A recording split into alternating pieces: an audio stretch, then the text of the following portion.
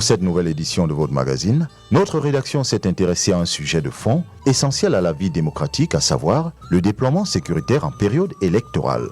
Dans un contexte où la sécurité du processus électoral demeure un enjeu majeur, l'équilibre entre ordre public et liberté citoyenne soulève plusieurs interrogations. Comment s'organise le dispositif sécuritaire général? Quel est le cadre légal qui régit l'intervention des forces armées pendant les élections?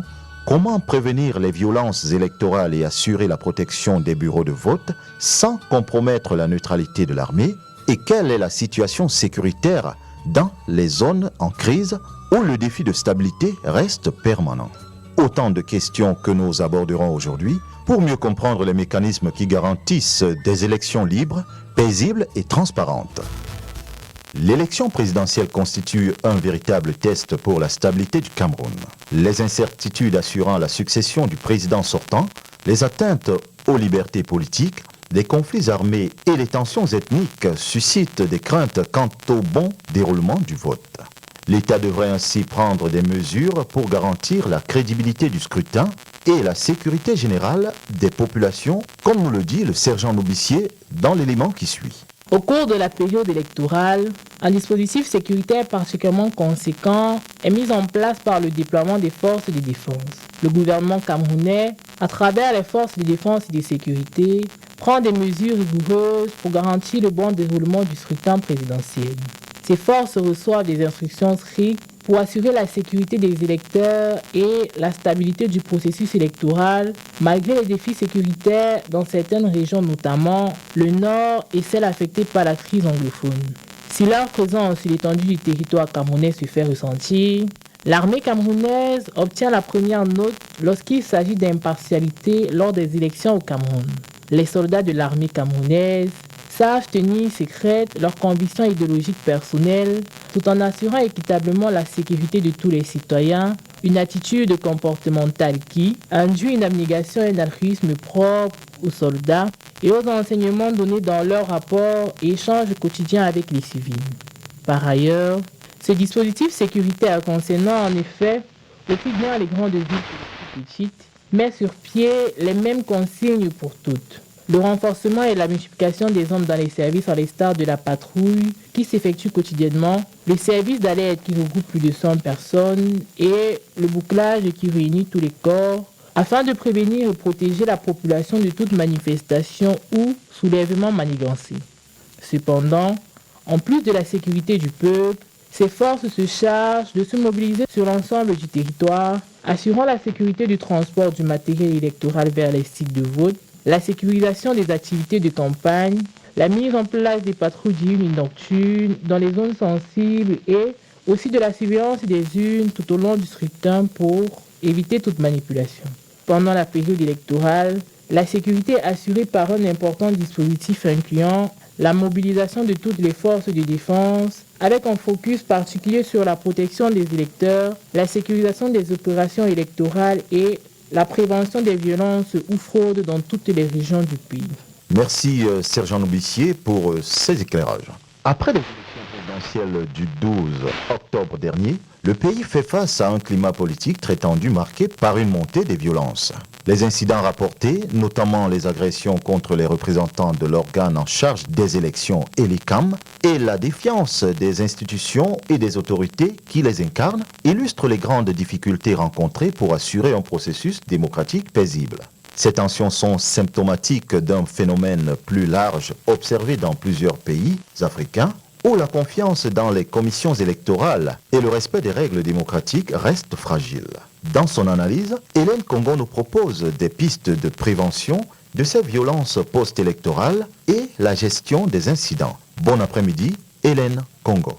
Bon après-midi, adjudant TAP François. Alors, les élections, moment clé de toute démocratie, sont souvent empreintes de tensions et de risques de violence, en particulier dans les contextes fragiles où la confiance dans les institutions électorales est limitée. La prévention des violences électorales se révèle donc une étape cruciale pour anticiper et contenir ces risques en permettant aux acteurs impliqués d'agir avant que les tensions ne dégénèrent en affrontements. Dans de nombreuses régions, notamment en Afrique, la mise en place de systèmes d'alerte précoce fondés sur l'analyse des facteurs sociopolitiques favorisera une meilleure préparation des forces de sécurité et une intervention plus ciblée. Parallèlement, la gestion des incidents pendant et après le scrutin repose sur une coordination rigoureuse entre autorités électorales, forces de l'ordre, médiateurs et société civile, visant à désamorcer rapidement les conflits et garantir la transparence du processus. Ce double enjeu de prévention et de gestion est essentiel pour préserver la paix sociale, renforcer la légitimité des élections et consolider la stabilité démocratique dans des environnements parfois marqués par des tensions profondes. Pour prévenir ces violences, il est essentiel de renforcer la transparence des processus électoraux, de garantir la neutralité des forces de sécurité et de protéger les droits des acteurs politiques. Des initiatives de veille citoyenne et des formations destinées aux forces de l'ordre sont des pistes importantes pour anticiper les incidents. Oui, Hélène Congo, dites-nous concrètement comment peut-on prévenir ces violences? Le défi est de taille, adjudant TAP. Il s'agit d'instaurer un climat de confiance propice à l'expression démocratique et à la paix. Le Cameroun, comme d'autres nations africaines, est à un carrefour décisif où l'avenir de la démocratie dépendra de la capacité à gérer pacifiquement les tensions et à prévenir toute forme de violence électorale. La prévision repose sur la mise en place de mécanismes d'alerte rapide et de surveillance des tensions avant, pendant et après les élections. Ces mécanismes s'appuient sur des données sociopolitiques, économiques et des informations issues des médias et institutions locales pour identifier les zones à risque potentiel.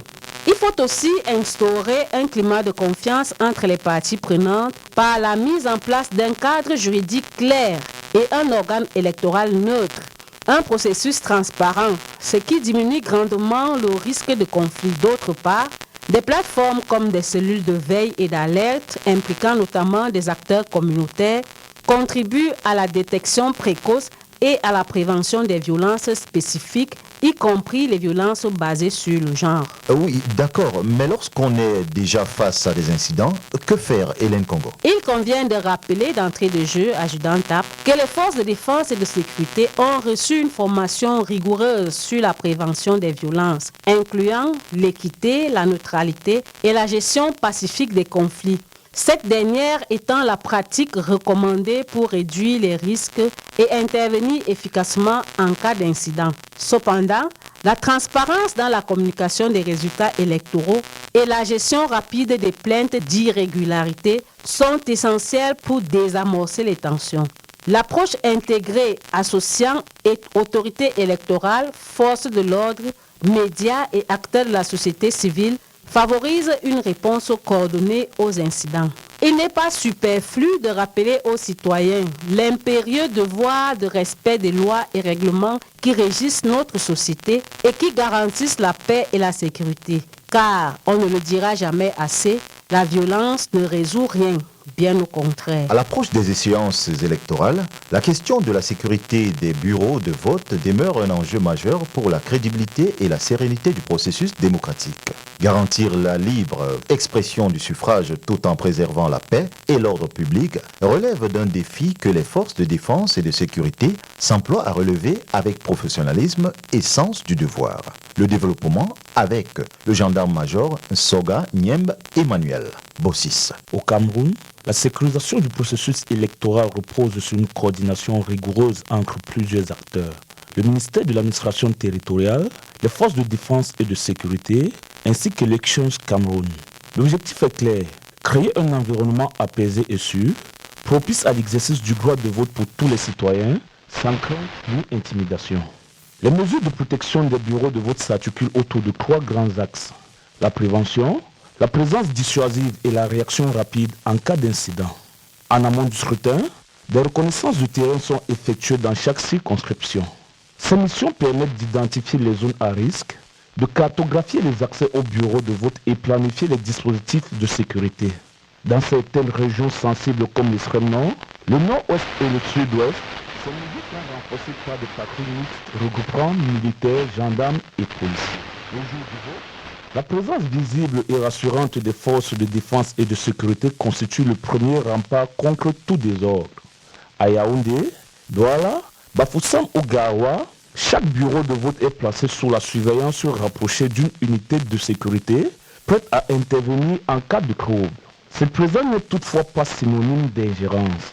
Les militaires et gendarmes veillent au strict respect du principe de neutralité, intervenant uniquement pour maintenir l'ordre ou protéger les électeurs.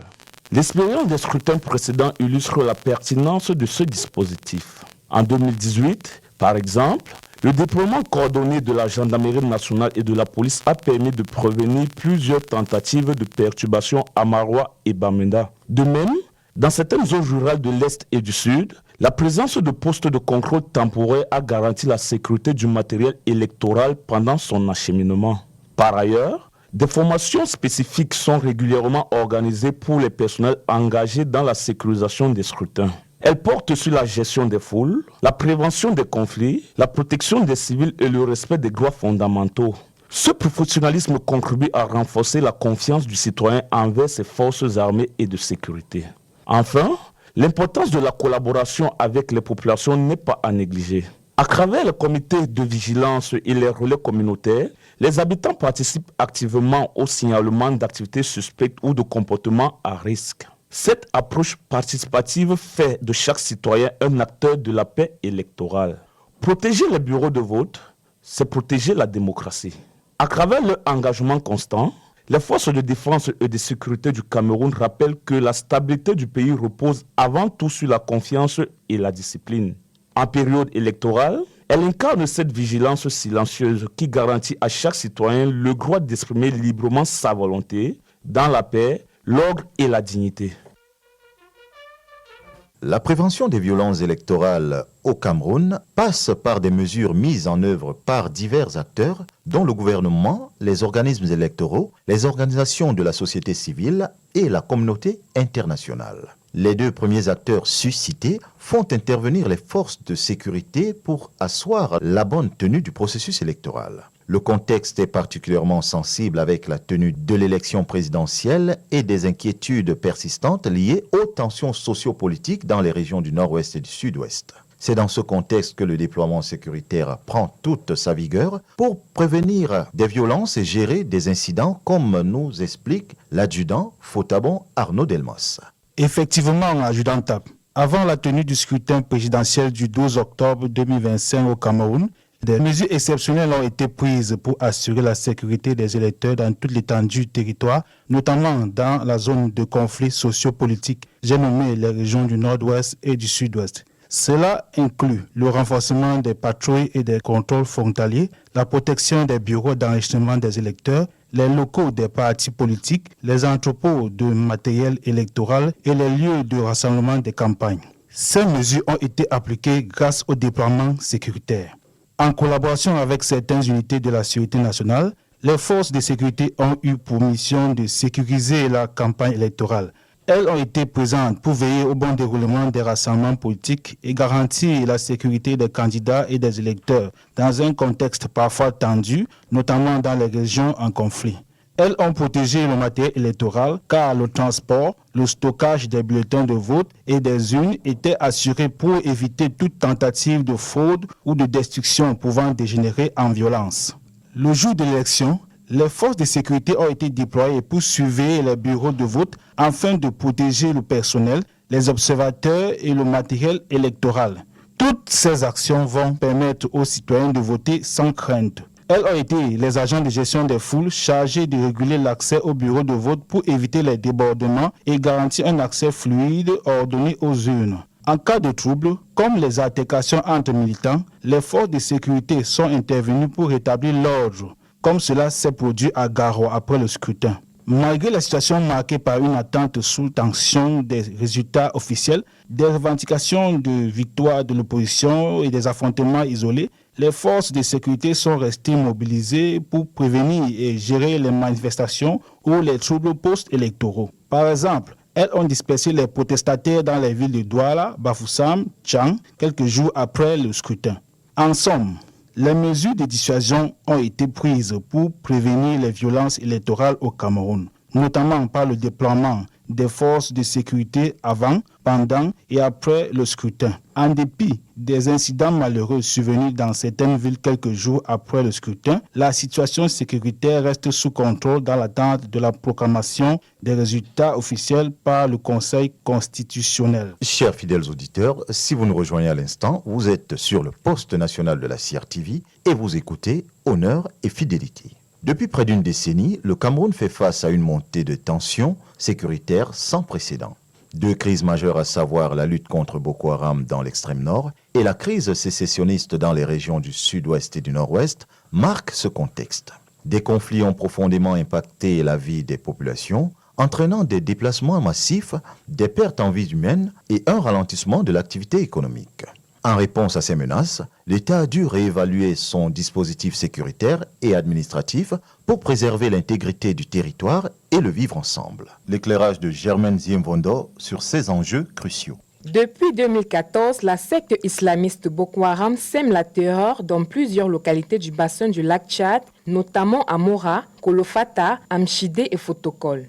Les attaques suicides, les enlèvements et les incursions armées ont causé des milliers de morts et déplacé des centaines de milliers de civils. En réponse, les forces de défense camerounaises ont renforcé leur présence dans la région, multipliant les opérations de ratissage et de démantèlement des cellules terroristes. La coopération transfrontalière avec le Tchad et le Nigeria, à travers la force multinationale mixte, a permis d'enregistrer des victoires notoires, même si la menace reste latente. Depuis 2016, le Cameroun fait face à un autre front de tension dans les régions administratives du sud-ouest et du nord-ouest, où des groupes armés revendiquent la création d'un État utopique. Ce conflit, né de revendications corporatistes d'enseignants et d'avocats, s'est transformé en une insurrection armée. Les affrontements entre séparatistes et forces de sécurité ont provoqué de lourdes pertes et un climat de peur dans les zones rurales comme urbaines. Des villes comme Bamenda, Kumba, Boya vivent sous la menace permanente des ghost towns et des enlèvements. L'État a réagi en adaptant son dispositif de défense, en multipliant les patrouilles et en protégeant les axes stratégiques. Les périodes électorales ont constitué et continuent de constituer des moments particulièrement délicats. En 2018, par exemple, une réorganisation du découpage territorial a été mise en place pour mieux gérer les crises sécuritaires.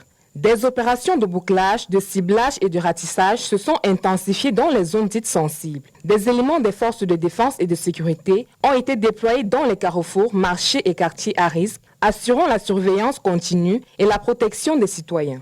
Ces mesures, bien que strictes, ont permis de limiter les attaques et de garantir un déroulement apaisé des scrutins dans plusieurs localités. 2025 n'a pas été épargné. Les consultations électorales du 12 octobre dernier ont permis aux forces de défense de faire éloge de leur capacité à contenir les menaces protéiformes inhérentes aux différents foyers de tension et ont permis d'endiguer ces insurrections en garantissant une sécurité de grand jour qui ont une fois de plus donné l'occasion aux Camerounais tout d'abord d'exercer leur droit de vote, gage d'une démocratie affinée et aboutie. Malgré les défis, le Cameroun fait preuve d'une remarquable résilience. La mobilisation des forces de défense, la coopération régionale et la vigilance citoyenne contribuent progressivement à restaurer un climat de sécurité et de confiance. Si la paix durable reste un chantier de longue haleine, les efforts conjoints du gouvernement et des populations démontrent une volonté commune de préserver l'unité nationale. Dans un contexte marqué par l'instabilité régionale, le Cameroun continue de se graisser comme un bastion de résistance et d'espoir en Afrique centrale. Chers fidèles auditeurs, cette édition d'Honneur et Fidélité touche à sa fin. Au programme aujourd'hui, nous avons abordé le sujet du déploiement sécuritaire en période électorale. Il en ressort que cette opération est essentielle pour garantir la légitimité du processus démocratique. Elle doit s'effectuer dans un équilibre délicat entre la protection de l'ordre public et le respect des libertés individuelles. Un cadre légal clair est indispensable pour réguler l'intervention des forces de maintien de l'ordre afin de prévenir les abus de pouvoir et d'assurer la transparence de leurs actions. Parallèlement, une collaboration étroite entre les autorités électorales, des forces de sécurité et la société civile est cruciale pour garantir des élections pacifiques, transparentes et démocratiques. Ces enjeux sont fondamentaux pour la qualité de notre démocratie. Sur ce, tout en vous remerciant de votre fidélité, nous espérons vous retrouver beaucoup plus nombreux samedi prochain à 14h sur la même fréquence au poste national de la CRTV. Vous pourrez réécouter cette émission ainsi que d'autres productions en podcast sur nos pages Facebook et X ou sur notre chaîne YouTube en recherchant Ministère de la Défense du Cameroun. Mixage et montage, gendarme-major Loé Terrence. Webmaster, adjudant-chef Fopamoyo Olive Roméo. Réalisation, lieutenant Tartar Emmanuel Oloa. La coordination a été assurée par le capitaine de vaisseau Cyril Serge Atonfa Guemo, chef de division de la communication du ministère de la Défense, sous la supervision du ministre délégué à la présidence chargé de la Défense, M. Joseph Betty Assomo. À la présentation de cette édition, Marshal des logis-chefs Efeti Ulrich Kange. Et moi, adjudant François Ntap. Bon week-end à tous et à samedi.